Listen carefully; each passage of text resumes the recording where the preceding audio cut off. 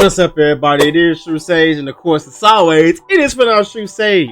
Oh my god, hold on. My bad. I have to go ahead and come right react to Game Theory. Gotta put some respect in his name. Make my shit green. Today we're reacting to Game Theory. FNAF, thanks for the name. This is my first time ever reacting to a Game Theory in general, especially a Five Nights at Freddy's Theory 2. But do not get it twisted. I've been watching Game Theory ever since I was a child. When was the last time I watched a FNAF Game Theory? It's been a while. Listen, I am a huge FNAF fan, but the lore just became way too complex for me to keep up, so I had to just tap out for a second. Also, Security Breach is dog shit. I hate that game. I have never played the game on live that is as bad as FNAF Security Breach. This game is absolute dog shit. Before we get this time, be sure to subscribe button, and after that, we can get straight into the video. Theorists, this is it. This will be my final FNAF theory. And this...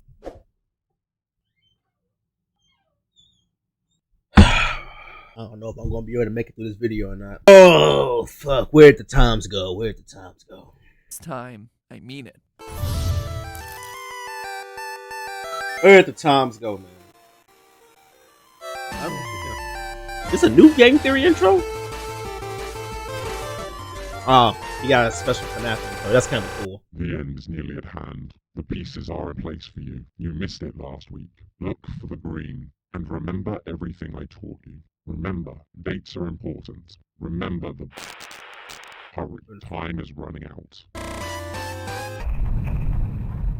Two Game Theories Hello, remain. Internet. Welcome to Game Theory, the show that, by my count, has had no less than 10 final FNAF theories. At this point, it's practically become its own meme, but this time, it's no joke. After 66 theories, 3 live talkbacks, and 1 bangin' remix...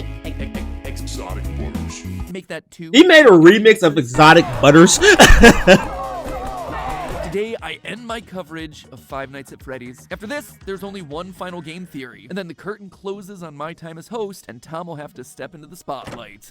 Hope you're ready for the challenge there, Tom. Tom? Toy Bunny, Easter Bunny, Chocolate Bunny, Melted Chocolate Bunny, I Wicked know, Bunny, what the Blackheart fuck? Bunny, Rockstar Bunny, Glamrock Bunny, Sunken Toy Bunny, Bonbon, Just Bon, System Error Bunny, Nightmare Bunny. Well done, but how many toes does he have? 2? No, 3. I'm not gonna lie, see, this is the exact reason why I had to tap out of FNAF for 2 seconds, bro. Too much animatronics for me to keep count of. I'm not gonna hold you. 5? Again. The first step of FNAF theorizing. Slowly losing your mind. I think he's gonna do just fine. You know, I did consider making my final theory about FNAF, but I actually have something really special planned for that one. So special, in fact, that we're gonna be doing a premiere for it on this channel next Saturday, March 9th at 2 p.m. Eastern, 11 a.m. Pacific. I will be there for that. You guys will be able to chat with me live as that video releases, and who knows, there might even be some secrets to find. And most importantly of all, I get to say my final goodbye and thank you to all of you for the last 13 years. So that's next week, March 9th at 2 p.m. Eastern, 11 a.m. Pacific. Make sure you're subscribed so you're notified when that one goes live. Speaking of March 9th, just a quick reminder that that's also the final day of sales for my U2s. Once I retire as host on the 9th of March, it too will retire and be gone forever. So if you do want this little piece of Game Theory history, or, you know, your own little psychic friend Fredbear, head on over to U2s.com or click the link in the description to grab your MatPat figurine and FNAF pins before they're nothing but a distant memory. I'm not gonna lie, man, I have to actually cop that. Like, I'm being so for real. Theory. But enough housekeeping, it's time to talk about FNAF. And let me tell you, I've spent a long time thinking about this one. How do you end a series like this? Should I just do a normal theory about some minute detail? Doesn't really feel final, you know? Plus, I'd probably end up calling someone a robot, and then a bunch of people would get mad at me again. Should I redo the ultimate FNAF timeline as one final, here's the lore? Well, that would certainly be big, but it also doesn't feel like that much was changed post-Ruin and Help Wanted 2 from what we did at the end of last year. So I didn't really want to be redundant either. You can see the struggle that I was facing, right? This episode, it's a big deal to me. It is literally the end of my legacy with FNAF. And you see, that's when it hit me. Legacy. Typically, FNAF theories are born out of the small details, but what if I took a step back and looked at the big picture? What if instead of counting animatronic toes or dead kids, I took a meta approach? You what? What if instead of counting animatronic toes... Only FNAF, Rockstar Freddy, but you can call me Fred. Freddy. Toes 4.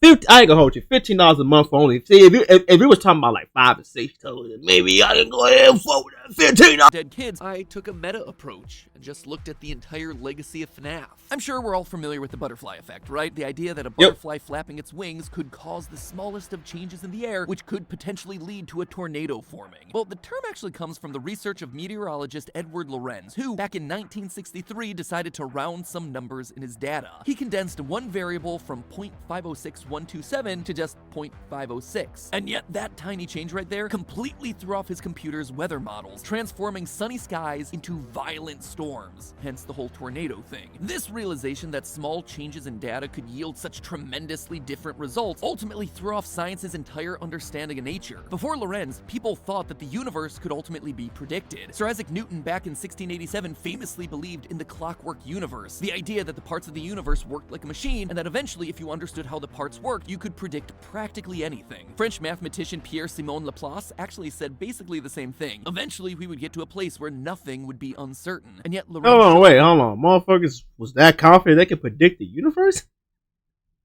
I ain't gonna hold you, bro. I ain't gonna hold you. That's crazy.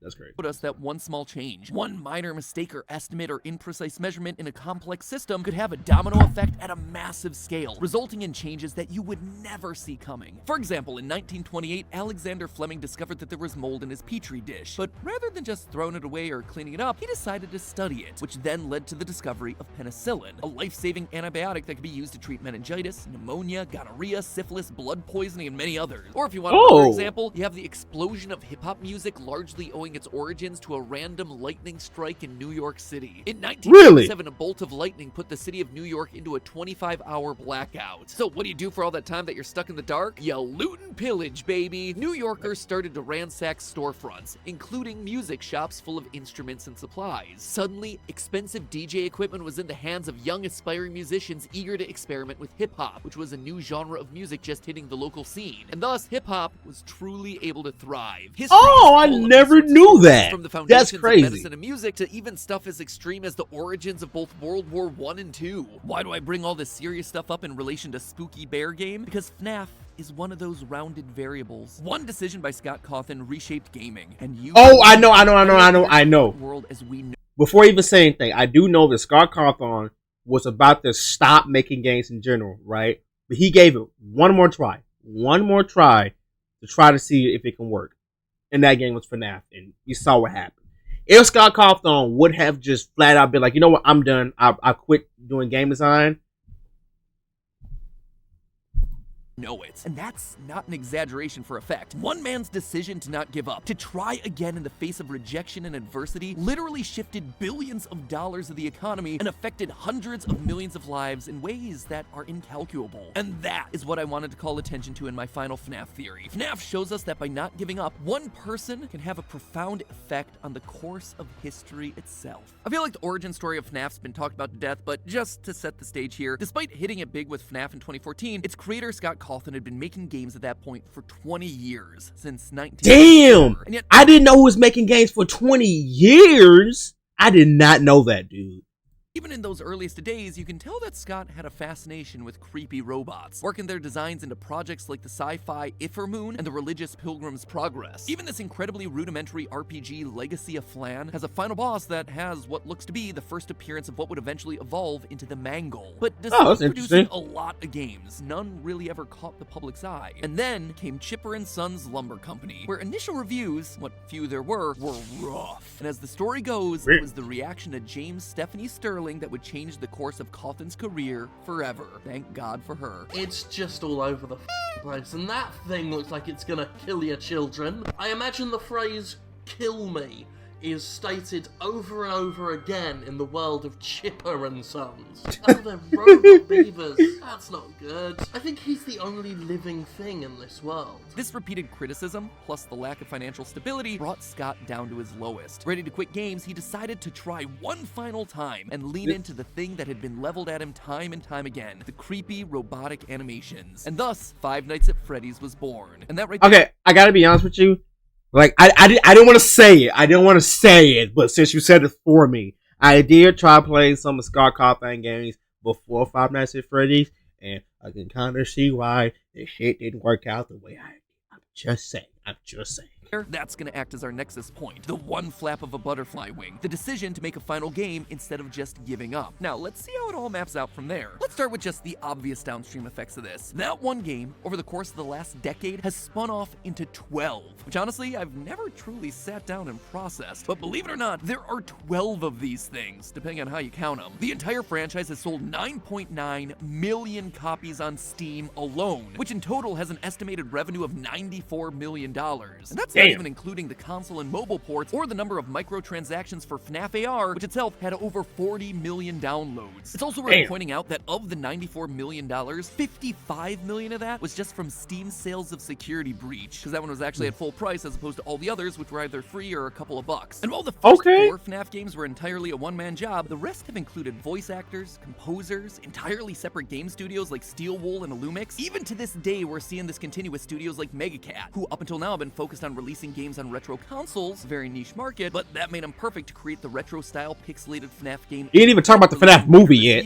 By pairing up with these smaller companies that aren't insanely well known, Scott's not only been able to make bigger, better games, he's also been able to use his single game's success to put millions of eyeballs and millions of dollars into each of these companies. As a result of their work with FNAF, Illumix started working with Disney on features found throughout the parks. And if Steel Wool ever do release a game outside of FNAF in the future, you can bet that it's gonna have itself a fan base attached to it because people now know about them. Okay, maybe that's a little bit of an oversaturation because I did not appreciate how Steel Wool did FNAF Security Breach.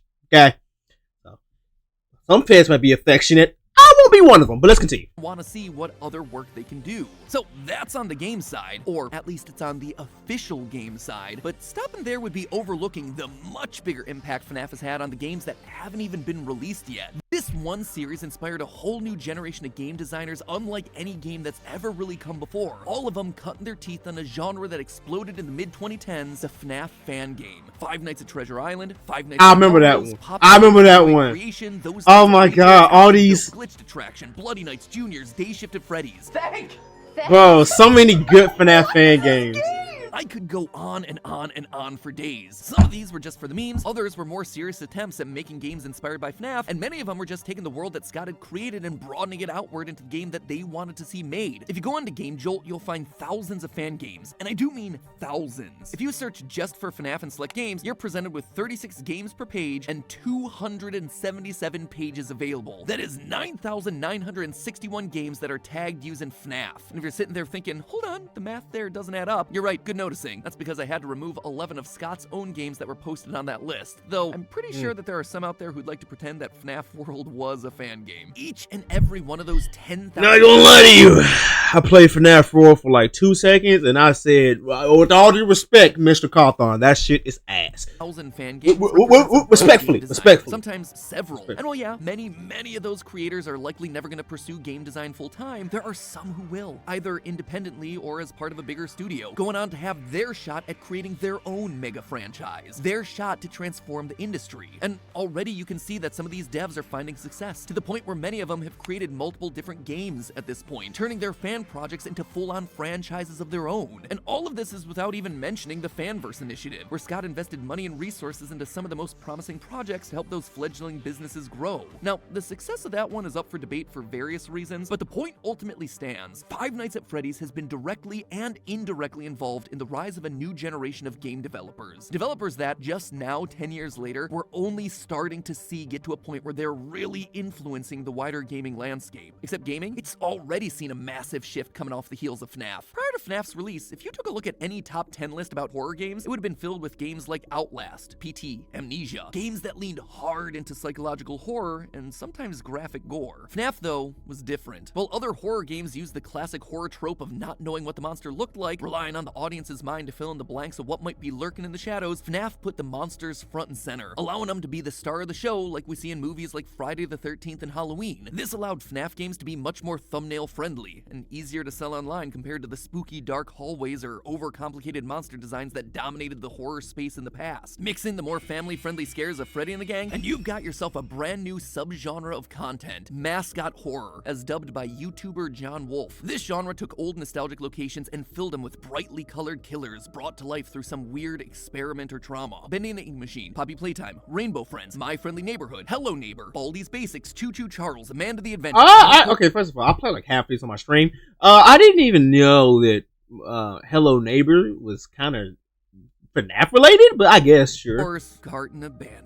And that's not even dipping into the hundreds of lesser-known titles like Joyville. It was FNAF who paved the way for all of these games. Poppy sold 2 million copies in 2 years. Bendy has made over $30 million just off of its 2 major installments. Hello Neighbor is a thing that continues to exist. And while people complain about oversaturation in the market at this point, there is no denying that the formula has worked extremely well for the better part of the last 10 years. But maybe you're sick of games. You want to read a book? Well, I hope you're excited to read the 7 Hello Neighbor books, 5 Bendy books, or the Poppy Playtime and Damn, Hello Neighbor got books? Coming out later this year. Mascot horror franchises now also line the shelves of your local Barnes & Noble. Why? Because FNAF did it first. Oh sure, Scholastic had done some video game book publishing in the past, mostly guidebooks and activity books, but after the success of the FNAF trilogy, they began to publish other video game books like Assassin's Creed Last Descendants, World of Warcraft Traveler. This led them to launch an entirely separate wing to their business, AFK, the video game specific book department. It's these guys who are publishing all the books that Tom is now gonna have to read.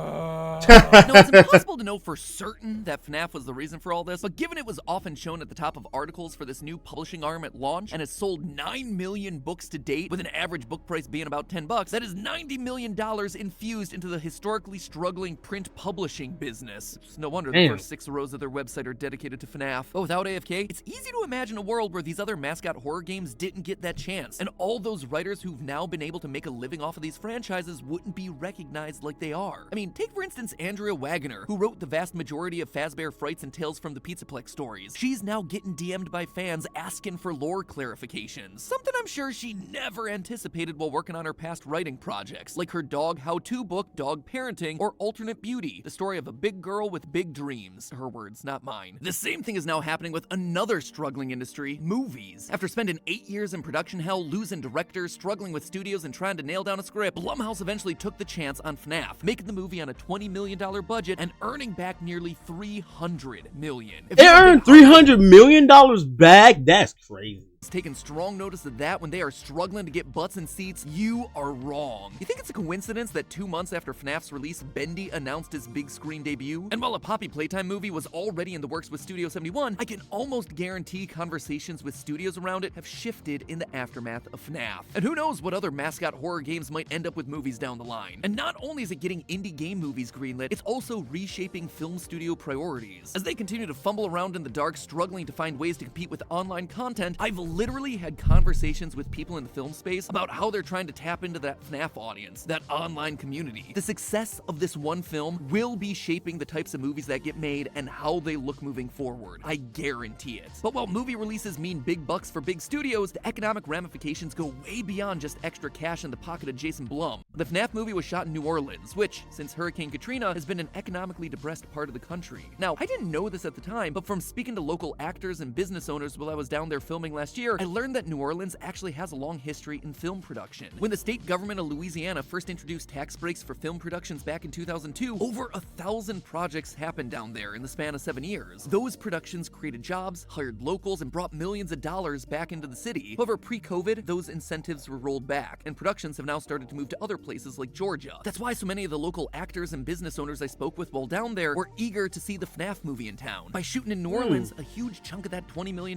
budget was going to accommodations, drivers, caterers, local talent, location rentals, interesting general resources that help local businesses thrive, and maybe start a domino effect to get other movies back in the region. Regardless of all of that, the point is that this one decision to try one final game, it's grown beyond itself. It's no longer about just making its own franchise full of games. It's spread to all corners of the media industry and to so many other IPs and creators, spawning a wave of new franchises and giving life to so many careers that otherwise might not have had a chance. But speaking of careers, there's one final area that's also needing to be addressed, an area that has been so affected by FNAF it's crazy to not talk about, and that of course is here on YouTube. FNAF has done a lot of numbers for a lot of industries, but its effect on the YouTube landscape is still visible to this day, and in a much more obvious way. When FNAF first launched, it was just one of many games that YouTubers started playing because spooky games got big views. This game gave rise to some of the biggest names on the platform, names that are still going strong today. Let's players like Corey Kenshin and Markiplier, who'd been on YouTube for a couple of years but saw their careers accelerate in parallel alongside alongside the FNAF releases. You also had a massive surge in nerdcore musical artists like the Living Tombstone, whose FNAF song was at 1 million views in a couple of weeks, whereas most other songs they would release would have a few 100,000 views months after release. Which I reacted to that FNAF song, by the way, if And you want to Machinima check that creators out. started using FNAF models and characters to tell their own unique stories long before the FNAF movie ever hit theaters, racking up literally billions of views. But what I remember truly watching set them a FNAF long apart time was ago. obviously the hidden details cluing fans into the bigger story. This, more than anything else, ignited the internet's passion like never before, giving rise to the theorist community. People like Dawko, Rezbowski, 8-Bit Ryan, Rytoast, ID Fusion Z Gamer, Droid, John FNAF, and of course, us, going through this game piece by piece. Hey, shout the Fusion Z Gamer, by the way. I don't know if you guys watch him. Shout the Fusion Z To Gamer. find the hidden story within it. Now, contrary to popular belief, FNAF wasn't the first thing that actually had us creating lore theories. That was always just part of the channel's DNA. But before FNAF, we were coming up with lore theories for franchises where the story was basically well known. Whether or not Majora's Mask is an allegory for grieving, you get the story of a moon crashing down. Regardless of whether Peach is Rosalina's mom, you get the basic premise of Mario Galaxy. Humans certainly might be Pokemon, but that's not really affecting anyone's journey to become a league champ. But FNAF was different. It showed that games could be built off of withholding the lore and forcing the fanbase to solve it. By leaving the door open and never confirming anything, Scott allowed YouTubers, Redditors, and just general fans to continually assess and reassess the lore, find new directions, new hot takes, and that means that we're still theorizing about it to this very day. Can it be frustrating? Absolutely. Heck, maybe now that I'm retiring from the channel, I can track Scott down and get some answers out of him. But it's also entertaining. And the success of this theory-based model on YouTube has carried over into the mainstream, where now almost every game and movie release is designed with theory crafting in mind. While it's impossible to calculate the full scope of FNAF on YouTube, I was able to find that there are 106 videos with more than 10 million views each. Together, they total roughly 5.4 billion views on just their very own. And if we assume that they're getting the standard gaming CPM on YouTube, which is about $4.55, that then's a total earning across all of those videos of $24,570,000 in ad revenue. Markiplier's literally gone on record to say that the house that he lives in is the house that FNAF paid for, and he's joked on his Distractable podcast about how lucrative FNAF's been for him. Let's go into a fan favorite here. Five Nights at Freddy's. Boo. So there's two ways I could look at this, right? I could look at it from the game purely by itself, or I could look at it at the dividends it is paid out for me specifically.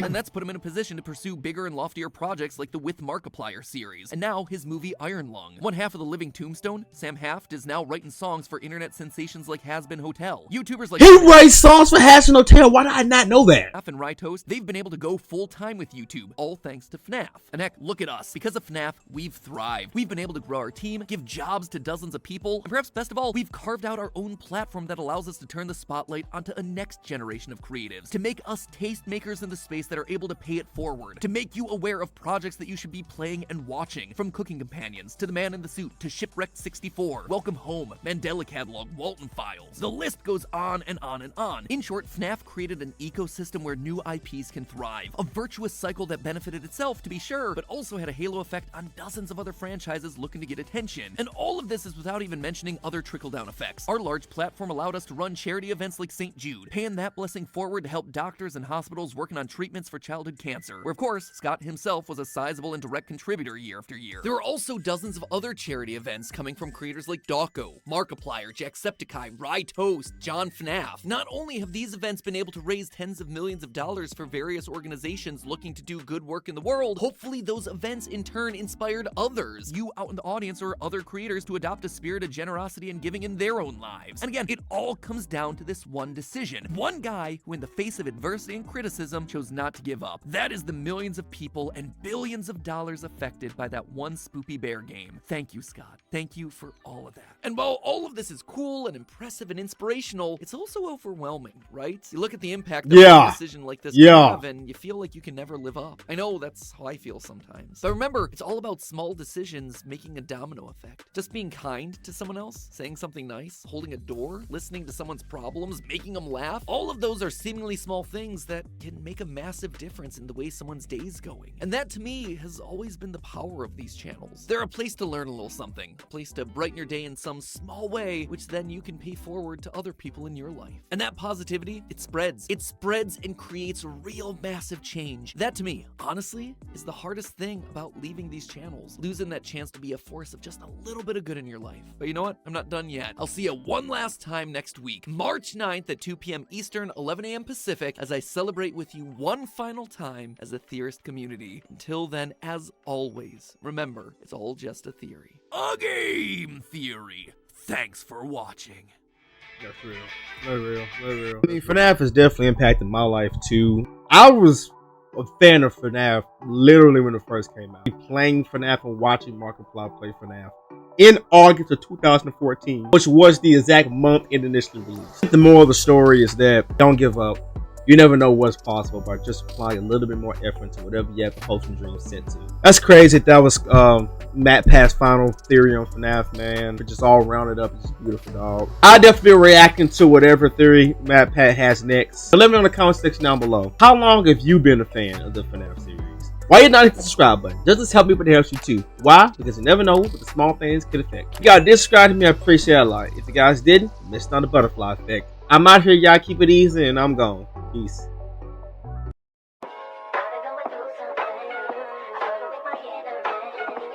That's all it is, man. Leap of faith.